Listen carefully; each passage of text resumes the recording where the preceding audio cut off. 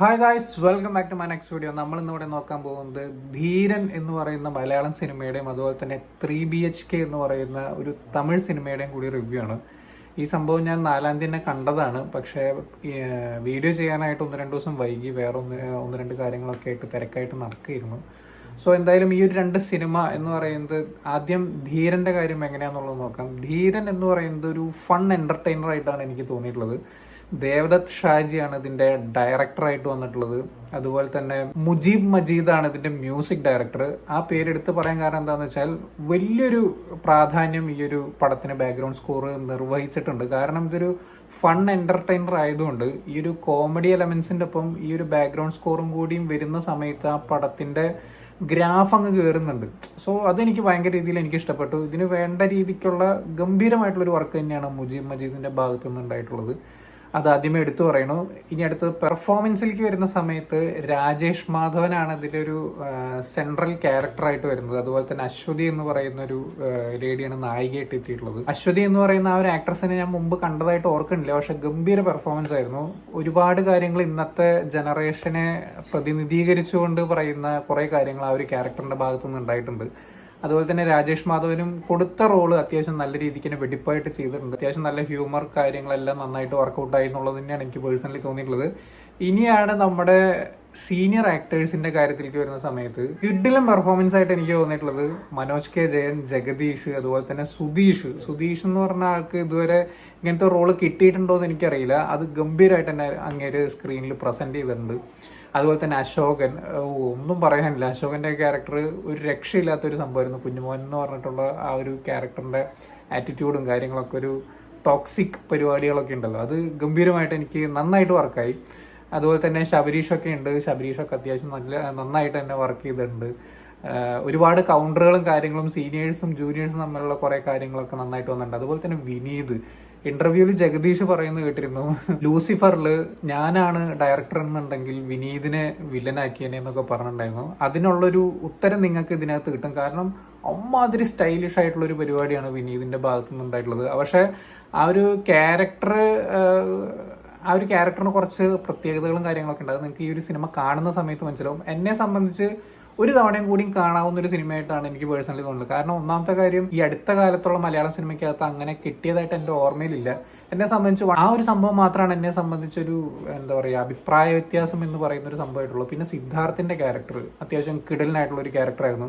അതുപോലെ തന്നെ വില്ലനായിട്ട് വന്നിട്ടുള്ള മൂപ്പരുടെ പേര് എനിക്കറിയില്ല. ആളും അത്യാവശ്യം നല്ല രീതിക്ക് ആ തമിഴൻ ശരവണൻ അങ്ങനത്തെ ആ ഒരു പരിപാടിയൊക്കെ പിടിച്ചു വന്നിട്ടുള്ള മൂപ്പരും അത്യാവശ്യം നല്ല രീതിക്ക് വെടിപ്പായിട്ട് ചെയ്തിട്ടുണ്ട്. സിദ്ധാർത്ഥിന്റെ ക്യാരക്ടറിന് കുറച്ചും കൂടി ഇമോഷണലും കാര്യങ്ങളൊക്കെ ആയിട്ട് പോകുന്ന ഒരു ക്യാരക്ടറാണ്. അതുപോലെ തന്നെ മനോജ് കെ ജയന്റെ ഒരു ഫാമിലി ഇഷ്യൂ ഇതിനകത്ത് കാണിക്കുന്നുണ്ട്. അതൊക്കെ വളരെ റിലവന്റ് ആയിട്ടുള്ള കാര്യമാണെന്നാണ് എനിക്ക് പേഴ്സണലി തോന്നുന്നത്. ഓരോരുത്തരുടെ ലൈഫിലും ഇന്നത്തെ സമൂഹത്തിന് റിലവന്റ് ആയിട്ടുള്ള ഒരുപാട് കാര്യങ്ങൾ പറഞ്ഞു പോകുന്നുണ്ട് ഈ ഒരു സിനിമയ്ക്കകത്ത്. അതൊക്കെ നല്ലൊരു സ്ക്രിപ്റ്റ് റൈറ്റർക്കാണ് ഇതൊക്കെ എല്ലാം കൂടി ഒരു സിനിമയ്ക്കകത്ത് ഉൾക്കൊള്ളിക്കാൻ പറ്റുള്ളൂ എന്ന് എനിക്ക് തോന്നുന്നു. വളരെ ചുരുക്കം റൈറ്റേഴ്സ് ആണ് അങ്ങനത്തെ രീതിക്കുള്ളൂ. അത് അത്യാവശ്യം നല്ല കിഡിലിനായിട്ട് അങ്ങേര് വർക്ക് ചെയ്തിട്ടുണ്ട് ഈ ഒരു സിനിമയ്ക്കകത്ത്.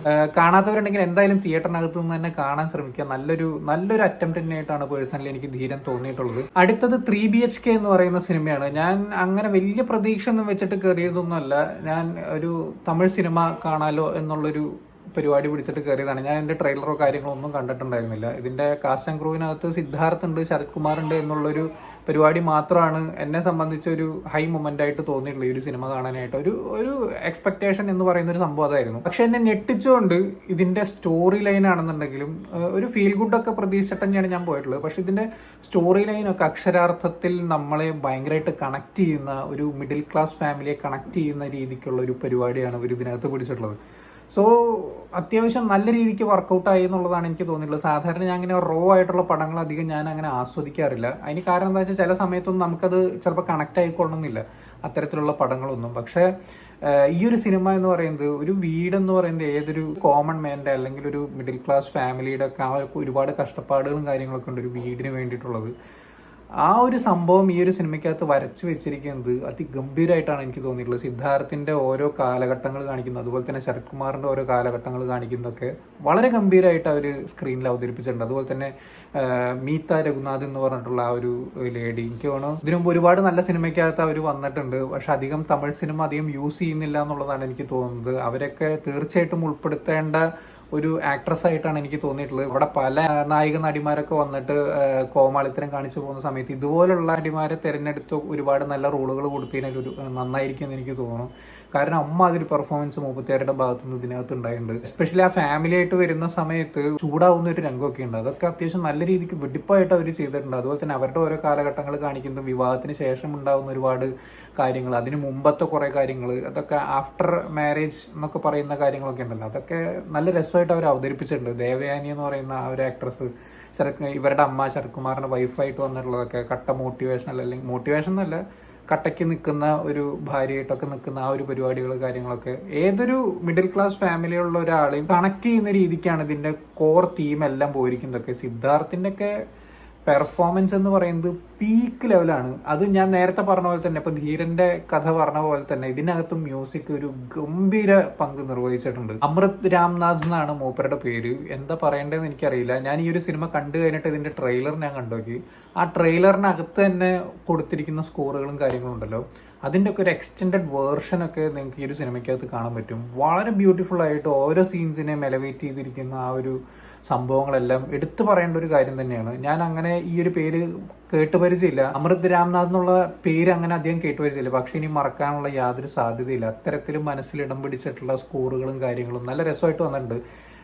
വളരെ റോ ആയിട്ടാണ് ഈ ഒരു സിനിമ നിങ്ങൾക്ക് മുന്നിൽ അവതരിപ്പിച്ചിട്ടുള്ളത്. റോ ആയിട്ടെന്ന് പറഞ്ഞു കഴിഞ്ഞാൽ ഇതൊരു ഫാമിലി പടം ആണെങ്കിൽ പോലും ഇത് നിങ്ങളെ എൻഗേജ് ചെയ്യിക്കുക എന്ന് പറഞ്ഞു കഴിഞ്ഞാൽ ഞാൻ പറയുന്നത് എന്റർടൈൻ ചെയ്യിക്കുന്ന തരത്തിലുള്ള കാര്യങ്ങളൊന്നും അല്ല ഈ ഒരു സിനിമയ്ക്കകത്തുള്ളത്. അതായത് ചിരി കളി ഫീൽ ഗുഡ് അങ്ങനത്തെ തരത്തിലൊന്നും അധികമൊന്നും പോവാതെ വളരെ റോ ആയിട്ട് നമ്മുടെയൊക്കെ ജീവിതത്തിൽ സാധാരണ എന്താണ് നടക്കുന്നത് അതുപോലെ തന്നെ നടന്നു പോകുന്നത്. യോഗി ബാബു ഒക്കെ ഉണ്ട്, പക്ഷെ യോഗി ബാബുവിന്റെ ഒക്കെ ലെവലിലുള്ള കോമഡിയും കാര്യങ്ങളൊന്നും നിങ്ങൾ ഇതിനകത്ത് പ്രതീക്ഷിക്കേണ്ട. അത്രയും റോ ആയിട്ടാണ് ഈ ഒരു സിനിമ ഫ്രണ്ടിലേക്ക് പോകുന്നതൊക്കെ. അത്രയും റോ ആയത് കൊണ്ട് തന്നെ ചില സീനിനകത്ത് നിങ്ങൾക്ക് ചിലപ്പോൾ ബോറടിക്കാനുള്ള സാധ്യതകൾ വളരെ കൂടുതലാണ്. കാരണം കുറച്ച് ഡ്രമാറ്റിക് ആയിട്ടുള്ള കുറെ സിറ്റുവേഷൻസും കാര്യങ്ങളൊക്കെ ഈ ഒരു സിനിമയ്ക്കകത്ത് ഉള്ളതുകൊണ്ട്, വേറെ എവിടെയും നിങ്ങൾക്ക് എന്റർടൈൻ ചെയ്യാനില്ലാത്തത് കൊണ്ടും ചിലപ്പോൾ നിങ്ങൾക്ക് അത്തരത്തിലുള്ള സിനിമകളൊക്കെ ഇഷ്ടപ്പെടുന്ന ഒരാളാണെങ്കിൽ നിങ്ങളുണ്ടെങ്കിൽ ചില സമയത്ത് നിങ്ങൾക്ക് ബോറടിക്കാനുള്ള സാധ്യതയുണ്ട്. പക്ഷെ എന്നെ സംബന്ധിച്ചിടത്തോളമൊക്കെ ഞാൻ സാധാരണ എന്റർടൈൻമെന്റ് സിനിമകളാണ് കൂടുതൽ കാണാറുള്ളതൊക്കെ. പക്ഷെ ഈ ഒരു സിനിമ എന്തുകൊണ്ടോ എന്നെ വല്ലാത്ത രീതിയിൽ കണക്ട് ആയതുകൊണ്ടായിരിക്കണം ഈ ഒരു സിനിമ വലിയ ബോറടിയൊന്നും ഇല്ലാതെ ഞാൻ കണ്ടു എന്നുള്ളതാണ് വലിയൊരു പോസിറ്റീവ്. പിന്നെ ശരത് കുമാറിന്റെ ഒക്കെ പെർഫോമൻസ് ഏതൊരു മിഡിൽ ക്ലാസ് ഫാമിലിയുടെയും തലതൊട്ടപ്പനായിട്ടാണ് മൂപ്പര് ഇതിനകത്ത് ഒരു പ്രതിനിധീകരിച്ചിരിക്കുന്നതൊക്കെ. ആളുടെ കുറെ കാര്യങ്ങൾ ഈ ഒരു സിനിമയ്ക്കകത്ത് എടുത്തു പറയേണ്ടതാണ്. അത് ഞാൻ പറഞ്ഞു കഴിഞ്ഞാൽ അത് കുറെ സ്പോയിലർ ആയി പോകും, അതുകൊണ്ട് ഞാൻ പറയുന്നില്ല. സിദ്ധാർത്ഥിന്റെ ഒക്കെ ഓരോ പെർഫോമൻസ് കാണണം, എൻ്റെ അമ്മോ.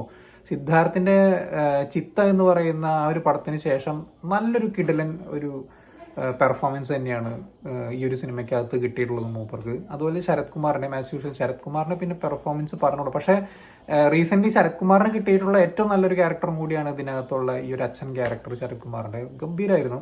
പിന്നെ അതുപോലെ തന്നെ വന്നു പോകുന്ന എല്ലാ ക്യാരക്ടേഴ്സിനും അതിൻ്റെതായിട്ടുള്ള പ്രാധാന്യങ്ങളുണ്ട്. ചില സമയത്ത് ഞാൻ പറഞ്ഞു ഈ ഒരു റോ ആയിട്ട് വന്നതുകൊണ്ടുള്ള ചില പ്രശ്നങ്ങൾ ചിലപ്പോൾ തോന്നിയേക്കാം എന്നുള്ളതല്ലാതെ എല്ലാ ക്യാരക്ടേഴ്സിനും അതിൻ്റെതായിട്ടുള്ള പ്രാധാന്യം ഈ ഒരു സിനിമയ്ക്കകത്ത് റൈറ്റേഴ്സ് ഇതിൽ കൊടുത്തിട്ടുണ്ട്. സോ എന്തായാലും പിന്നെ അതുപോലെ തന്നെ റൈറ്റേഴ്സിന്റെ കാര്യം പറഞ്ഞ പോലെ തന്നെ ശ്രീ ഗണേഷ് എന്ന് പറയുന്ന ആളാണ് ഇതിന്റെ ഡയറക്ടർ. 8 തോട്ടകൾ എന്ന് പറയുന്ന പടം, അതുപോലെ തന്നെ നമ്മുടെ മലയാളത്തിൽ കൊറോണ പേപ്പേഴ്സ് ഒക്കെ എഴുതിയിട്ടുള്ളത് മൂപ്പരാണ്. സോ ഒരു ബ്രില്യൻ വർക്കായിട്ട് തന്നെയാണ് എനിക്ക് ഇങ്ങരുടെ ഭാഗത്ത് നിന്ന് വന്നിട്ടുള്ള ഈ ഒരു സിനിമ 3 BHK എനിക്ക് തോന്നിയിട്ടുള്ളത്. ഇതൊന്നും ഞാൻ അറിഞ്ഞിട്ടുണ്ടായിരുന്നില്ല. 8 തോട്ടകൾ എന്ന് പറയുന്ന പടമൊക്കെ എടുത്തിരിക്കുന്ന മൂപ്പരാന്ന് ഞാൻ കേട്ടിട്ടുണ്ടായിരുന്നു. അതുപോലെ തന്നെ അഥർവയുടെ ഏതൊക്കെ ഒരു പടമൊക്കെ എടുത്തിട്ടുണ്ട്. കൊറോണ പേപ്പേഴ്സിന്റെ റൈറ്റർ ഇങ്ങനെയാണെന്നൊക്കെ പറഞ്ഞപ്പോൾ ഞാൻ കുറച്ചൊന്ന് കൊള്ളാല പരിപാടി എന്നുള്ളതൊക്കെ ഞാൻ ആലോചിച്ചു. സോ എന്തായാലും നല്ലൊരു അറ്റംപ്റ്റ് ആയിട്ട് തന്നെയാണ് 3 BHK എന്നെ സംബന്ധിച്ചിടത്തോളം തോന്നിയിട്ടുള്ളത്. ധൈര്യമായിട്ട് ഫാമിലി ആയിട്ട് എൻജോയ് ചെയ്ത് കാണാൻ പറ്റിയിട്ടുള്ള ഒരു സിനിമയായിട്ടാണ് പേഴ്സണലി എനിക്ക് തോന്നിയിട്ടുള്ളത്. ഞാൻ നേരത്തെ പറഞ്ഞ കാര്യം ഒന്നും കൂടി നിങ്ങൾ മൈൻഡിൽ വെക്കുക.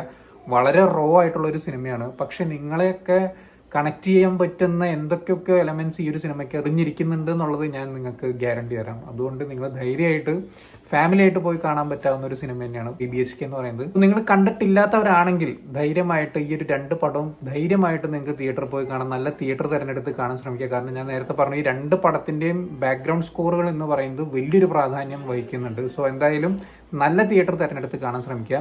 സോ വീഡിയോ ഇഷ്ടപ്പെട്ടെന്നായിരുന്നു, ഇഷ്ടപ്പെട്ട ലൈക്ക് ചെയ്യുക, ഷെയർ ചെയ്യുക, കമന്റ് ചെയ്യുക, ചാനൽ സബ്സ്ക്രൈബ് ചെയ്യുന്നതിന് മറക്കാതിരിക്കാം. See you in the next video guys.